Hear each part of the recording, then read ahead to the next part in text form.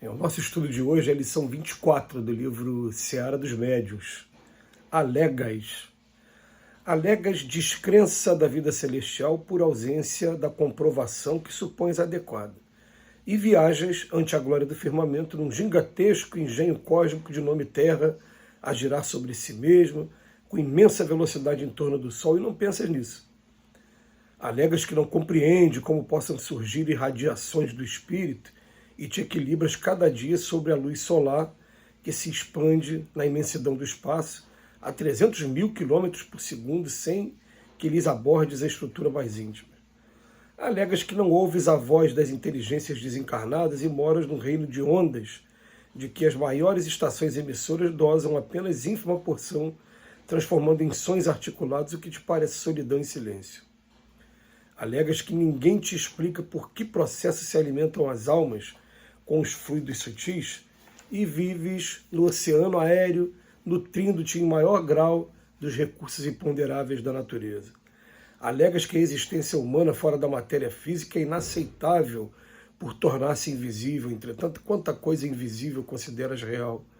Alegas a impossibilidade da materialização transitória dos amigos que já transpuseram as fronteiras do túmulo, e apesar das notáveis observações da genética, desconheces como nasceste entre as formas carnais, tanto quanto ignoras os processos por que te desenvolves. Não te lamentes, porém, quanto à falta de elementos mediúnicos para o levantamento das boas obras. Não te condiciones a informes alheios para ajudar. Todos possuímos vasta provisão de sementes e luzes do conhecimento superior e estamos convictos de que fomos chamados para servir.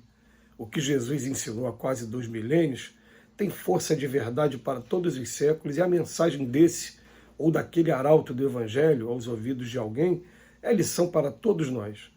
Importa, acima de tudo, estender o bem, entendendo-se que o bem verdadeiro será sempre o bem que façamos aos outros.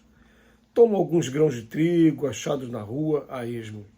Não sabes de onde vieram, no entanto, se resolves plantá-lo, ainda hoje com respeito e carinho, em breve as leis de Deus, sem que as veja agindo, deles farão no solo, em teu próprio favor, vasto e belo trigal.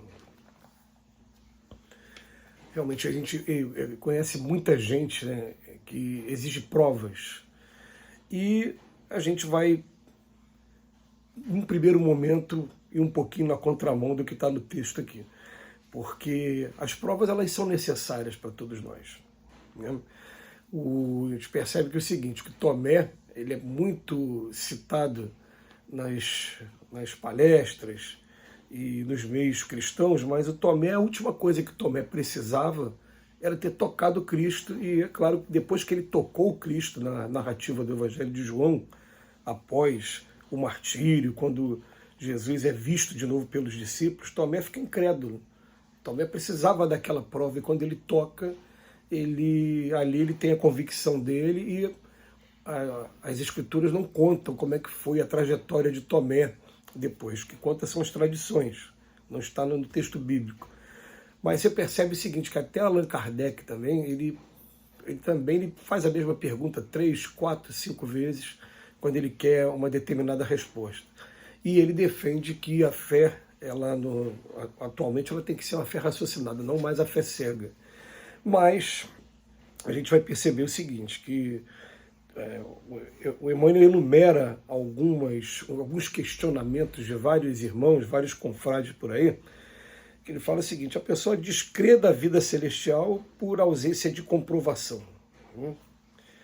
Mas ele vem falando assim, mas tem tanta coisa que está acontecendo com a gente. A primeira coisa que ele fala a gente está num planeta que está girando em torno de si mesmo numa velocidade enorme, e, no entanto, eu estou assim, me sentindo parado, que eu não estou sentindo a impressão que eu sinto quando eu estou dentro de um ônibus ou dentro de um avião.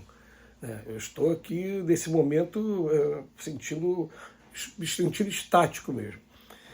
Depois ele vem falar para a gente, a gente sofre radiações, tem gente que não compreende como é que a gente sofre radiações do espírito, como é que o espírito ele se comunica com a gente.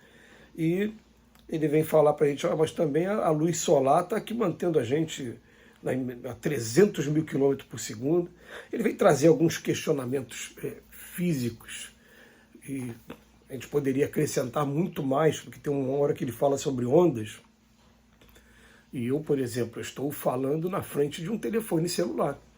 E depois, quando eu tiver terminado esse vídeo, eu vou fazer uma postagem através de um telefone celular por ondas, porque ele não fica com fio ligado em lugar nenhum.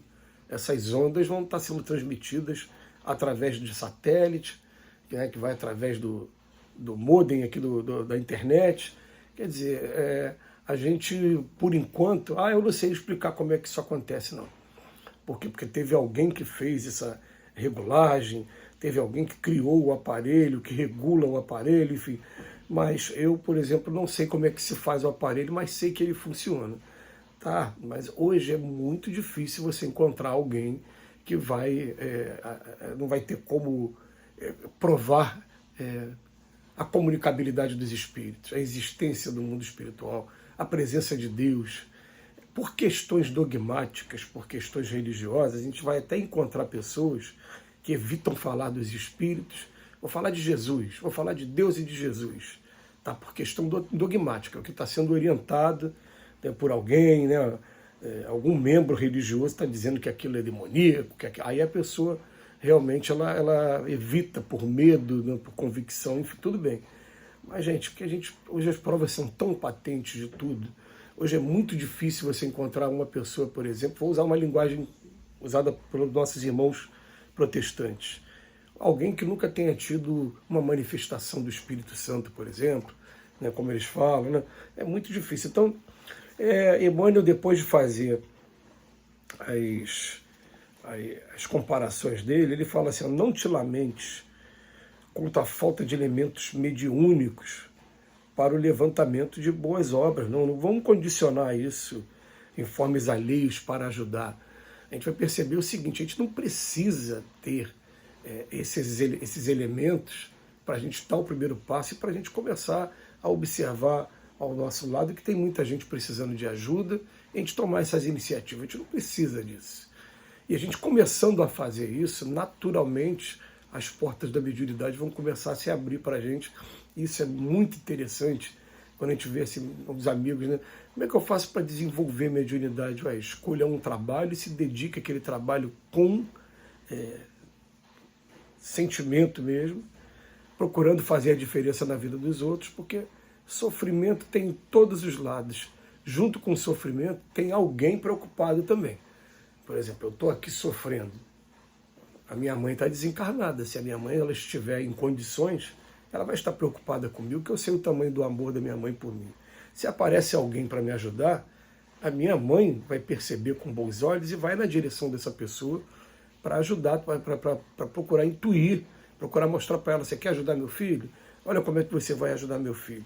E pode ser que nessas intuições ele já comece a ter alguma percepção do que está acontecendo. Isso aconteceu com a gente na semana passada, de uma pessoa que está tendo alguns momentos de subjugação, mas alguns momentos de subjugação que, se a gente não estiver errado, são provocados até pelo próprio filho querendo proteger a mãe. Então, quando ele sentiu confiança na gente, ele não fez, ele não subjugou.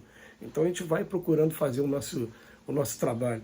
Mas todos possuímos vasta provisão de sementes e luzes de conhecimento superior. A gente tem que começar a colocar essas sementes, tanto de trabalho como de estudo. E aí, com o tempo, naturalmente, conforme as circunstâncias forem acontecendo, a gente vai tendo as provas, e as primeiras provas a gente vai achar até que fui eu que tive a ideia, mas daqui a pouco a gente começa a perceber: não, peraí, eu não teria tido essa ideia de jeito nenhum. Essa ideia veio, no primeiro momento, será que veio do meu anjo da guarda? Será que você vai começar a sentir os fenômenos mediúnicos sem perceber que está sentindo, e daqui a pouco, quando você se der conta, você vai falar: meu Deus, isso já aconteceu comigo tantas vezes, só agora que eu estou percebendo que está sendo uma interferência espiritual. E o Emmanuel termina dizendo: olha, as sementes que a gente tem, vamos plantar. Ele até fala: as sementes, quando você acha na rua, você nem sabe de onde vem, mas se você pegar e plantar com carinho, com dedicação, ela vai frutificar, que é a semente de trigo. É assim com as sementes do trabalho e do estudo. Que Jesus nos abençoe hoje e sempre.